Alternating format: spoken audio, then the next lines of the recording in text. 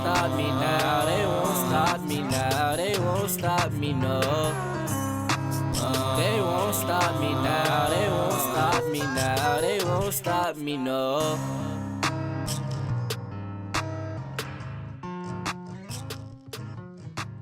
Hello and welcome to We Are Mighty. We Are Mighty is a platform, a therapy, a way for me to journal, chronicle my grief journey and loss of my son, Miles, taken from us way too soon at the age of 24 as a result of gun violence. This is just my way of helping others who may be dealing with grief, who may have gone through the same thing, gone with something similar. As we've spoken about before, grief does not only apply to the loss of a loved one. Grief can apply to the loss of a job, the loss of a possession. There's so many different things that can push you into a state of grief that you never think about until you have to actually look it in the face. Hence, this podcast. It's just a way for me to reach out to people all over and hopefully help you on your journey as I continue on mine. The grief of dealing with the loss of a loved one is a journey that you will deal with for the rest of your life. How you deal with that is up to you. Now we know there's 7 stages of grief, I believe. 5 stages, 5 stages of grief that we deal with, or that they say we deal with. I probably said 7 because I know that there's at least 2 more that I think should be considered stages. But then again, grief is not cookie cutter. There's so much that people deal with, and there's so much that you have to face and have to navigate, that it's hard to put it in a box. It's hard to say, you're going to deal with this, you're going to deal with this, then it's going to be this. Because you may go from stage 1 to stage 5 to stage 3, back to stage 1. You never know how it's going to go. It's a never-ending cycle, if you will. So, again, I'm here just to help you as you navigate your grief of whatever it is while I am navigating mine. So how have you guys been? It's been a couple of weeks since our last episode, of course. And actually, over those couple of weeks, I experienced the 2-year anniversary of losing my son. Now, the crazy thing is, it can be difficult to have that day come upon you because it lets you know how long it's been. I'll never forget the date. I'll never forget the series of events that happened the night leading up to Miles being taken from us. And last year, it was really hard for me, even though, as I spoke about before, the 4th of July was harder. But this year, I have to say, although it was a day of sorrow, it was a day of remembrance, it wasn't so bad. I feel like I am coming to a point of having a peace, if that makes sense. I'm not at peace with the fact that my son was taken from me. I'm still going to court every month. I still have to see his killer literally look me in the face every time we go in the courtroom. But I'm at a piece where I have accepted that, it was beyond my control. There's nothing that I could have done to change it. It's not my fault. And that this grief is a new reality for me. And I have to continue on with this reality as a part of my life forever. But I have to figure out a way to not allow it to, as I've said several times before, consume me. And I believe I'm finally to that point. Now, do I still have triggers? Every day. More than once a day. Do I still miss my son? More than you could ever imagine. I even said, although it's been 2 years, seems like it's been less than 24 hours. That day is etched in my mind. The moment that I got the call, the moment that I realized what was actually going on, like I had to change the ringtone on my phone because the generic ringer triggers me. So yes, all of those things are still there, but I am at a sense of peace to where I'm no longer in the state of what I feel was a depression. I'm no longer down every day. I don't feel the heaviness that I used to feel because I was so angry and so lost at what I had to deal with losing my son. Again, it's not that I don't miss him. It's not that I don't feel the loss every day. It's not that I don't still have days where I pick up the phone and want to call him. But where I am now, I am dealing with it in a healthy way. One of the things that happened after my son died, I literally was drinking alcohol every single day. And as a diabetic, that's really not a good thing. That alcohol is straight sugar. So that made my numbers off. My A1C was off. I wear a sensor. My blood sugar levels were just through the roof every day, and I didn't care. I knew what it was that was causing it, but it was also numbing the pain. And I finally, within the last maybe 6 months, made some changes as far as the drinking, the way that I eat, and just my habits and the way that I'm dealing with things. And I recently went to the doctor and, for my normal checkup, I literally had been putting her off. So I would make the appointment for the 6 months down the line, but when it came close to it, I'd find a reason to cancel it and I wouldn't reschedule it. And I did it so much that my doctor actually stopped my refills of my medication until I came in to see her. And so I had gotten to the point where I was starting to eat right and taking my medication like I was supposed to and paying attention to my body and paying attention to how things affected me. And I'm happy to report my A1C has never been better. Even the thyroid issues that I have, I used to suffer from Graves' disease. My thyroid numbers, everything is in the green. And I feel like it's because I've allowed myself to get to a point of peace to where I'm actually taking care of myself again. You'd be surprised at everything that grief can really affect in your life. My health was going downhill. And I knew it was because if I wasn't drinking, I was eating things that I shouldn't have been eating. I didn't want to cook. So it was fast food every day. And my husband, he's just so accommodating. It would be whatever you want. What do you want to eat? And he would, just go get it. And I had to tell him, I can't do that. I may say something and you may have to remind me, that may not be the best thing for you. Because I want to be around a long time. Yes, I lost my son, but I don't want to be the next person lost. And it took me a while to get to that point, because at first I just felt like my life was over as well.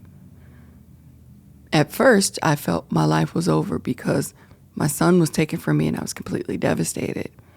Then I felt my life was over because I wanted God to trade places, take me and bring him back. He deserves to be here. He was so young. It should have been me. Lots of people go through that it should have been me phase.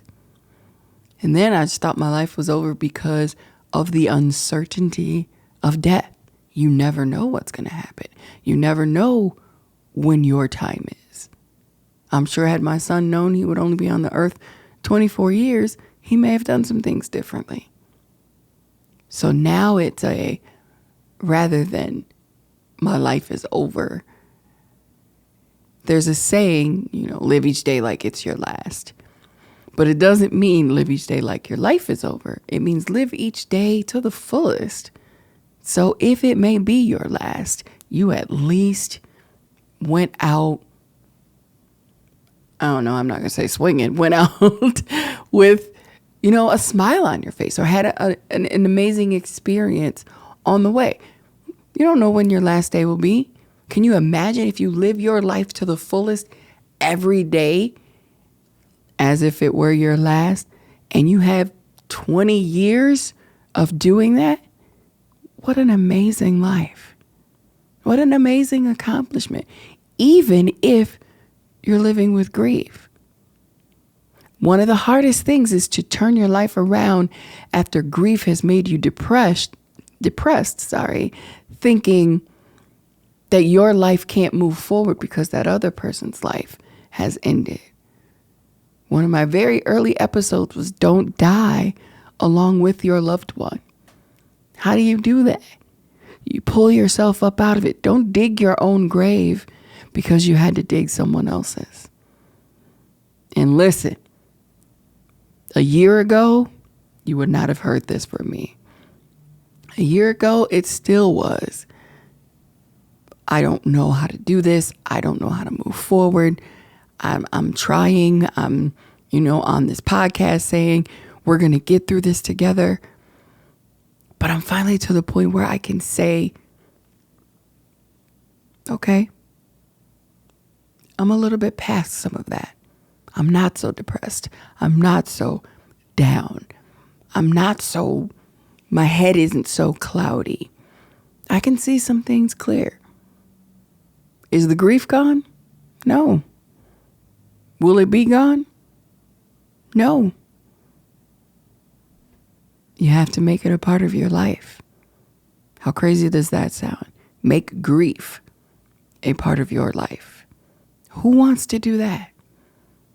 Who wants to deal with the fact that they've lost someone or something very dear to them every day?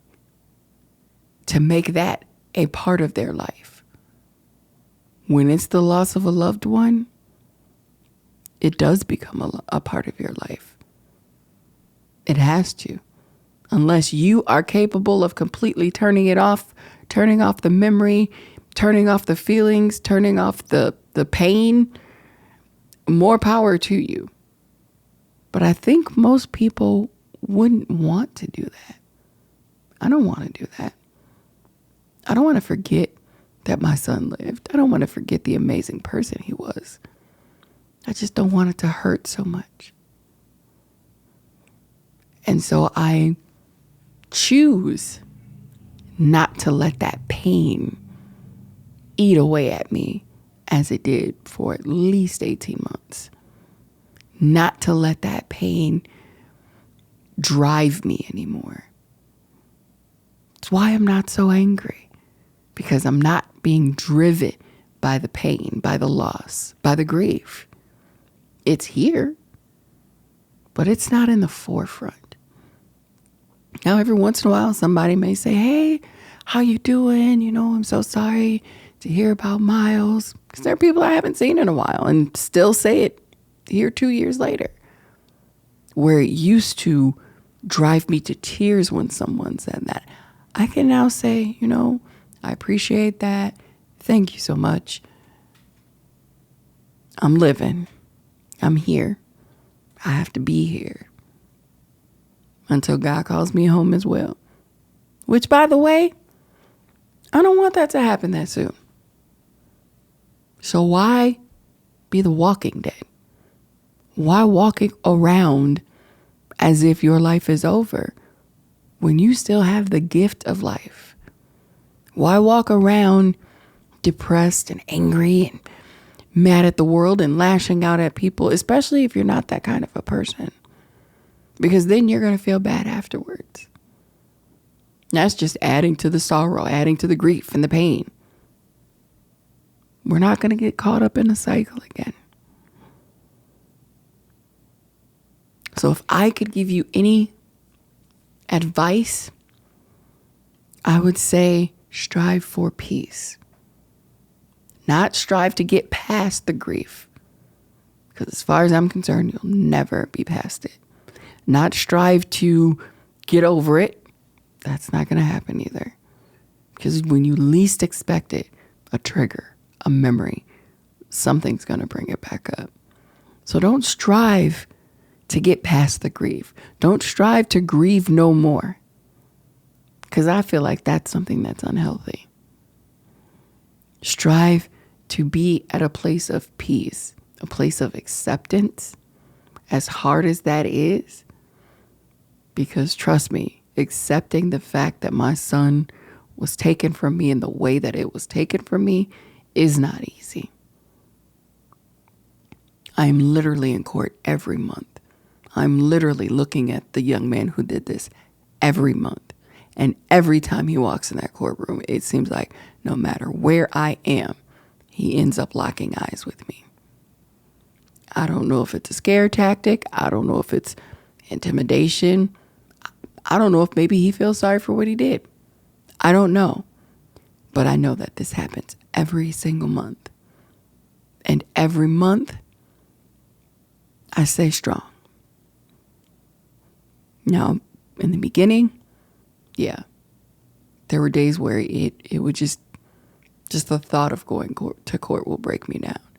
Now, once we get into the trial and I have to hear testimony or I may have to hear the 911 call and those types of things, yeah, I expect that to affect me.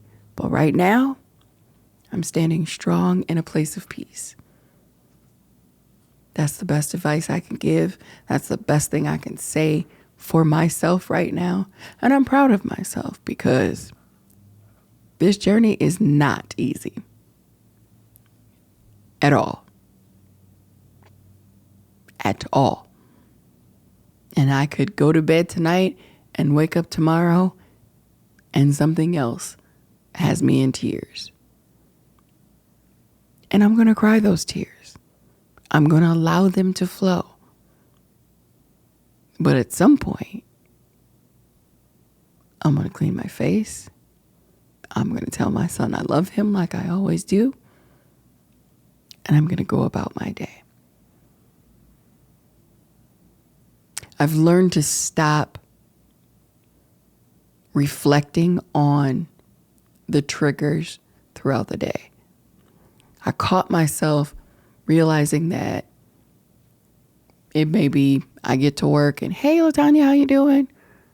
Oh, I'm good. Well, I had a trigger this morning and, Miles came to mind and this memory, and it just was so hard because I'm taking myself back to that place of hurt. I'm allowing it to consume me. So when I have those moments, I deal with them. I take a deep breath. Like I said, I tell my son that I love him. And I move on. I'm not telling you you should be there.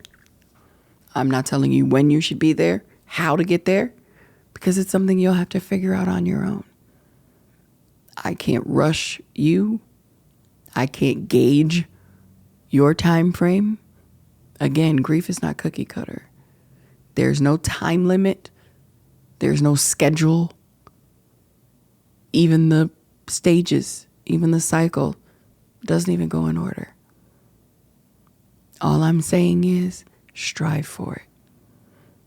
Because I can definitely say the feeling that I have now in sitting and speaking of the grief that I deal with every single day is completely different than the feeling I had 6 months ago, than the feeling I had a year ago, where I would come to record this podcast and it would be so heavy,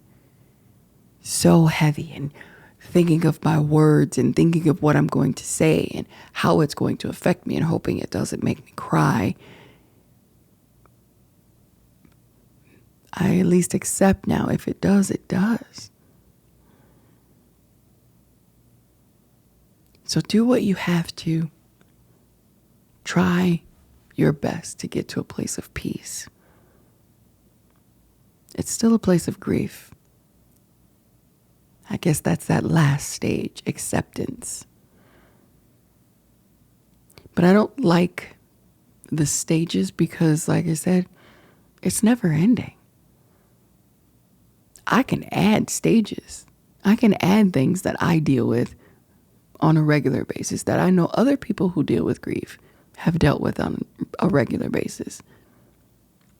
So I wonder how they even came up with the 5 stages. Like, those 5 are the ones that count the most. It doesn't make sense. 5 stages, 7, 9, 11, however many stages you have to go through. Go through them. Allow yourself to go through them. Don't try to cut it short. Deal with it. And once it's dealt with, try to move on. Try to find, as crazy as it sounds, try to find the peace in grief.